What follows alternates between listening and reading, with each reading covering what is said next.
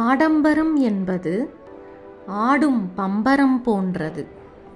எப்போது வேண்டுமானாலும் சாய்ந்து விடலாம்.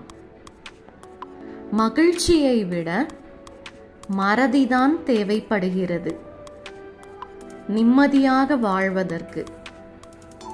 கஷ்டமான நேரத்தில் கை கொடுத்தவர்களை மறக்காதே. அதேபோல் கை விட்டவர்களையும் மறக்கவே மறக்காதே. எல்லோரின் செயல்களையும் விமர்சிக்க இங்கு ஒரு கூட்டம் உள்ளது. அதை நீ கண்டு கொள்ளாமல் இருந்தால் உன் வாழ்க்கைக்கு நல்லது. பிறர் செய்யும் போது தவறு என்றும் தான் செய்யும் போது அதுவே சரி என்றும் சொல்லும் குணம் மனிதர்களுக்கு இயல்பான ஒன்று.